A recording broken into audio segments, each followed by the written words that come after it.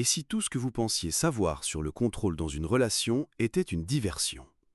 Si je vous disais que la plupart des hommes sont des marionnettes, tirées par des fils si subtils, si invisibles, qu'ils finissent par croire que ce sont eux qui dansent, alors qu'en réalité, ils ne font que suivre une chorégraphie imposée.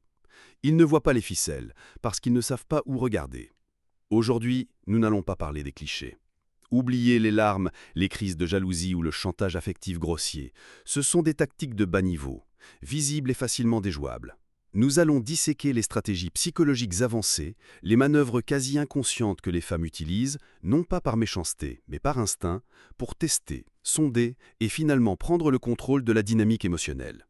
Ce que je vais vous révéler est une connaissance réservée à ceux qui sont prêts à voir la matrice. Ce savoir exige un engagement. Prouvez que vous êtes prêts. Avant même que nous ne commencions, je veux que vous posiez un acte. Cliquez sur «J'aime» comme un pacte, un signe que vous abandonnez le camp des naïfs. Abonnez-vous, car ce que je partage ici ne restera pas accessible à tous indéfiniment. C'est la première étape pour rejoindre les rangs de ceux qui comprennent. Commentez la ville depuis laquelle vous vous éveillez. Voyons jusqu'où s'étend notre réseau. Le principe fondamental que vous devez graver dans votre esprit est le suivant. Le pouvoir dans une relation ne réside pas dans celui qui parle le plus fort, mais dans celui qui contrôle le cadre émotionnel. L'homme moyen, l'homme prévisible, est un réacteur. Il réagit aux émotions de la femme. Elle est triste, il essaie de la consoler. Elle est en colère, il tente de l'apaiser. Il devient son régulateur émotionnel, un serviteur de ses états d'âme. En faisant cela, il lui cède le pouvoir le plus absolu, celui de dicter la réalité émotionnelle de la relation. L'homme stratégique, lui, ne réagit pas. Il observe. Il comprend que les émotions féminines sont des tests, des sondes envoyées pour évaluer sa solidité. Cherche-t-il sa validation? Est-il déstabilisé par son silence? Son humeur dépend-elle de la sienne? L'homme moyen échoue à chaque fois, car il croit que son rôle est de garantir son bonheur. L'homme de pouvoir sait que son rôle est de rester le roc, imperturbable, le pôle fixe autour duquel l'univers émotionnel de la femme peut tourner sans jamais le désorbiter. C'est la différence entre être le bateau et être le phare.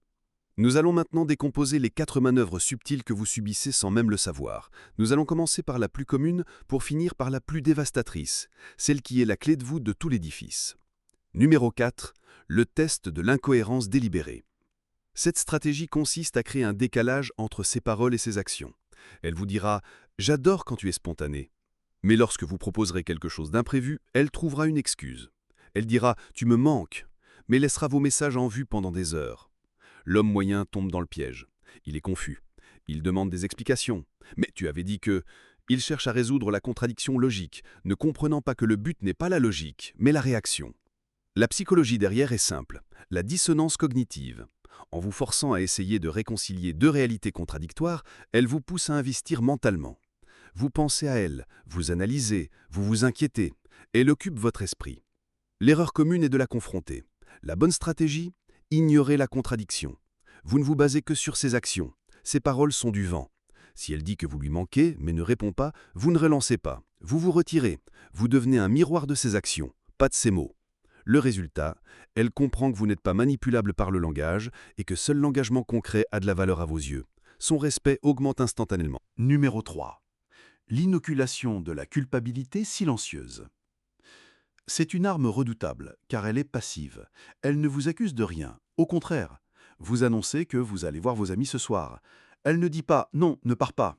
Elle dit « Ouh, d'accord, amuse-toi bien ». Avec un ton légèrement plus bas, un soupir à peine perceptible, un regard qui se détourne une fraction de seconde. Le poison est injecté. L'homme moyen sent immédiatement le crochet de la culpabilité. « Qu'est-ce qui ne va pas? Tu es sûr? Je peux annuler si tu veux. » Il vient de perdre. Il a prouvé que son monde s'arrête si le sien n'est pas parfaitement ensoleillé. Il lui a donné la télécommande de ses décisions. Pourquoi ça fonctionne? Parce que les hommes sont programmés pour résoudre les problèmes. Elle présente son état émotionnel comme un problème et il se précipite pour être le héros, le réparateur. L'erreur est de chercher à gérer son émotion. La stratégie du pouvoir est de l'ignorer avec bienveillance. À son « amuse-toi bien » teinté de reproches, vous répondez avec une chaleur authentique et non affectée « Merci, ce sera génial, on se parle demain ». Puis vous partez, sans un regard en arrière. Vous démontrez que vous êtes conscient de son état, mais qu'il ne dicte pas vos actions. Vous êtes un homme avec votre propre vie, vos propres sources d'énergie. Le résultat est paradoxal. En refusant d'être son serviteur émotionnel, vous devenez l'homme stable et indépendant dont elle a besoin, celui dont elle ne peut pas se passer. La prévisibilité est la mort de l'attraction. Numéro 2. La validation intermittente. C'est le principe du jackpot dans une machine à sous. Si elle vous donnait de l'attention et de l'affection en permanence, vous vous y habitueriez. Cela n'aurait plus de valeur. La stratégie consiste donc à alterner des moments d'une intensité extrême avec des périodes de retrait et de froid glacial sans aucune raison apparente. Un jour, elle est passionnée, vous envoie des messages, vous dit que vous êtes l'homme le plus incroyable qu'elle ait rencontré. Le lendemain, ses réponses sont courtes, distantes. Elle est occupée. Pourquoi est-ce si puissant ? C'est le principe de la récompense variable, le moteur de toutes les addictions. Le cerveau humain devient obsédé par l'imprévisibilité. L'homme moyen panique. Qu'est-ce que j'ai fait de mal? Hier tout était parfait. Il se met à suranalyser, à relancer, à s'excuser pour des fautes qu'il n'a pas commises. Il se met à pédaler de plus en plus vite pour retrouver le high de sa validation. Il devient un drogué et elle est son dealer. L'erreur est de mordre à l'hameçon de l'insécurité. La stratégie du pouvoir est de créer votre propre météo émotionnelle. Quand elle est chaude, vous l'appréciez, mais vous ne vous y accrochez pas. Quand elle est froide, cela ne vous affecte pas car votre valeur et votre état interne ne dépendent pas d'elle. Mieux encore, vous appliquez le miroir stratégique. Elle devient distante? Parfait. C'est le moment idéal pour vous concentrer intentionnellement sur votre projet, votre sport, vos amis. Vous devenez encore plus distant qu'elle. Vous ne la punissez pas. Vous êtes simplement occupé à diriger votre propre royaume. Le résultat? Elle perd le contrôle. Le jeu s'inverse. C'est elle qui se demande ce qu'il se passe et c'est elle qui se retrouve à chasser la validation. Celui qui contrôle le désir contrôle la relation. Numéro 1. Le mécanisme de contrôle le plus puissant qu'une femme utilise, souvent inconsciemment. C'est de tester si vous êtes prêt à abandonner votre mission pour elle. Votre mission, c'est votre but, votre chemin, votre raison d'être au-delà d'elle. C'est votre entreprise, votre art, votre discipline physique, votre ambition. C'est le centre de votre univers. Le test ultime consiste à voir si elle peut devenir ce centre. Imaginez un homme qui a une passion, un projet qui le consume. Il y travaille chaque soir. Il rencontre une femme. C'est incroyable. Au début, elle admire sa passion. Puis, le test commence. Tu ne peux pas laisser ton projet pour ce soir et juste passer la soirée avec moi? C'est subtil, présenté comme une demande d'intimité. L'homme moyen, le romantique, pense « Elle est la chose la plus importante, je dois lui prouver mon amour ». Il abandonne son travail. Une fois, puis deux. Bientôt sa passion n'est plus qu'un lointain souvenir. Il a réussi à lui plaire, pense-t-il.